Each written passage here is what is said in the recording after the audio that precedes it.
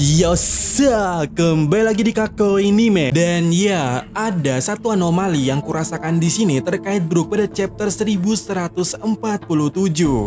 Di mana Brook mengaku bahwa dia diberikan kehidupan kedua oleh Luffy saat ini menjadi Mugiwara Ichimi. Nah, apa masalahnya? Masalahnya adalah jika kita mengetahui sedikit latar belakang daripada Brook ini, setidaknya Brook punya 3 fase atau kehidupan di dalam hidupnya tersebut. Pertama, Brook menjadi semacam leader pasukan prajurit di sebuah kerajaan.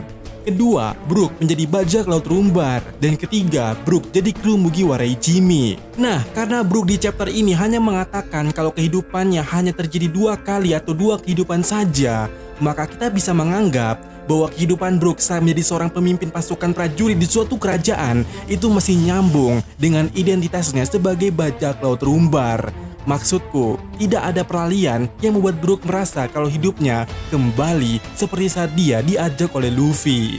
Jangan bilang Min, kalau bajak laut rumbar itu sama seperti Cavendish. Iya, itu singkatnya. Dan di sini aku punya teori liar yang sebenarnya sudah aku buat beberapa tahun yang lalu atau kita pernah bahas sebelumnya. Dan kali ini dengan mendengar fakta mengenai Brook kalau ternyata dia masih berada di kehidupan keduanya, membuatku mengatakan Brook dari masa lalu yang pergi ke masa depan. Dengan kata lainnya juga, bajak laut rumbar adalah sekelompok prajurit di sebuah kerajaan yang akhirnya kabur menjadi bajak laut setelah kerajaannya dihancurkan oleh White Government pada abad kekosongan. Yap, saat Joy Boy menjadi bajak laut untuk pertama kalinya, banyak daripada orang-orang yang tertindas oleh White Government ikut bersamanya menjadi bajak laut. Dan salah satunya tentu saja kelompoknya Brook, dan mereka menyanyikan lagu Bing Sake. Yap, Bing Sake adalah lagu yang dinyanyikan bajak laut rumbar ini di masa tersebut. Memang benar, berat mengatakannya karena ini termasuk teori liar. Tapi di sini ya, ada beberapa hal atau faktor yang membuat hal ini mungkin bisa terjadi atau kenapa bisa seperti itu. Pertama, lagu Bing Sake itu sendiri. Harusnya kita sudah merasa janggal kenapa Brook menyanyikan lagu tersebut. Dan ketawanya ada di lirik lagu tersebut. Yohohoho. Dari hal itu saja seharusnya kita sudah menyadari wah ini gak beres nih, pasti ada yang janggal di sini dan harusnya kita cari tahu. Terlebih lagi ya, lagu ini tidak populer di masa saat ini kecuali mereka kelompok tertentu yang kebetulan punya hubungan dengan Locktail dan mereka yang mempelajari dunia. Dan ini sebagai bukti juga kalau lagu Bing Sake termasuk lagu sejarah. Bahkan saat itu Sifon sempat menanyakan lagu ini, tapi dia cuma berkomentar kalau lagunya itu emang enak untuk dibuat dansa. Sifon tidak mengatakan kalau dia pernah mendengar lagu ini. Jadi itu tadi harusnya kita bertanya-tanya kenapa Brook bisa menyanyikan lagu Bing Sake, kenapa tawanya juga ada di lirik lagu Bing Sake. Kalau bukan, dialah yang membuat lagu tersebut. Lagu yang menggema saat pertama kali Joy Boy dan lainnya menjadi bajak laut di abad kekosongan. Kemudian alasan kedua, sebenarnya ini alasan non-canon. Jadi kalian bisa skip atau ambil poinnya. Namun kita tahu ya, sejak movie Red, poin penting di movie-nya bisa jadi canon. Maksudku, Brook di movie pernah mengatakan kalau setidaknya mereka sudah lama tidak memainkan Devi Bike Fight, sebuah event bajak laut yang kita pernah lihat saat itu saat melawan si Foxy ini. Nah, dari ucapan Brook itu kita tahu dia pasti pernah memainkannya. Masalahnya itu kapan? Bagaimana jika itu terjadi pada abad kekosongan 800 tahun yang lalu? Terjadi event yang sangat luar biasa karena banyak budak ataupun mereka yang tertindas oleh White Government mulai menjadi bajak laut.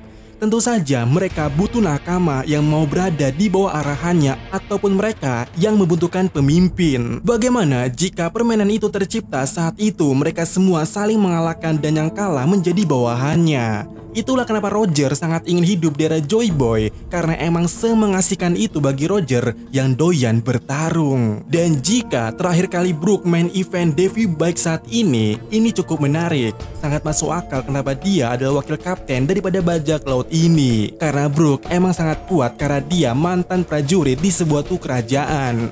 Kemudian alasan ketiga, Brook mengaku dari West Blue. Toki dari masa lalu ingin pergi ke Wano. Maksudku di sini adalah bagaimana jika Toki ke masa depan tidak sendirian? Bagaimana jika Toki ke masa depan membawa suatu pasukan? Karena begini logikaku berjalan.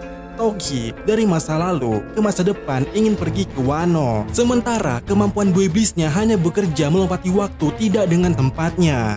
Jadi, di mana saat pertama kali Toki melompati waktu itu patut dipertanyakan di mana. Yang mana ini emang terdengar cukup cocologi, tapi kalian tahu West Wind atau angin dari barat dalam tradisi sastra barat seperti contohnya di buku Shelley pada tahun 1819 dan juga beberapa buku lainnya mengatakan kalau angin barat melambangkan perubahan musim, pergerakan waktu dan takdir, dan melambangkan masa lalu ke masa depan.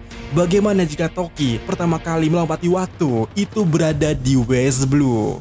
Dan ini tempat yang menarik. Ohara juga ada di sana. Dan yang paling penting, Brook juga ada atau berawal dari West Blue. Sehingga bagaimana jika Toki ke masa depan pertama kali dia berada di West Blue? Dan di sini ada dua skenario. Toki secara diam-diam membuat bajak laut rumbar ke masa depan demi tujuannya itu. Atau Toki menyelinap diam-diam di kapal bajak laut rumbar dan secara tidak sengaja membawa bajak laut rumbar ke masa depan. Karena saat pertama kali dia muncul di series ini, Toki sudah berurusan dengan bajak laut, sehingga itu mungkin saja terjadi. Walaupun ini agak penuh dengan celah apakah Bebis Toki bisa memindahkan benda mati ke masa depan. Ya harusnya bisa ya. Soalnya baju, katana, dan yang lainnya yang dikenakan oleh mereka itu juga terbawa ke masa depan. Dan ya, alasan terakhirnya di sini adalah cover Color Speed Special Brook join ke Mugiwara Ichime, di mana kita bisa melihat Brook dan Luffy melompat ala Nika, seakan-akan menjelaskan kalau mereka berdua adalah sosok yang datang dari masa lalu. Sesi komentar. NG Open Warco. Iya, si NG yang bilang saat itu ya kalau dia mengatakan buku Ohara ada di perpustakaan Elbaf itu sangat berpotensi sebagai tanda open war yang terjadi di Elbaf ini. Heavenwood dunia TK, tidak, dunia yang paling atas yang ada di atas pohon itu disebut sebagai dunia surga. Dan sampai detik ini ya kita tidak tahu dan tidak ada kejelasan apa yang ada di sana dan kenapa dinamai sebagai Heavenwood itu masih jadi rahasia sampai saat ini.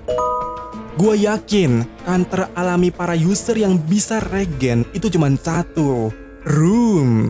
Ya ini cukup menarik ya, dimana tiba-tiba aku kepikiran semacam konspirasi.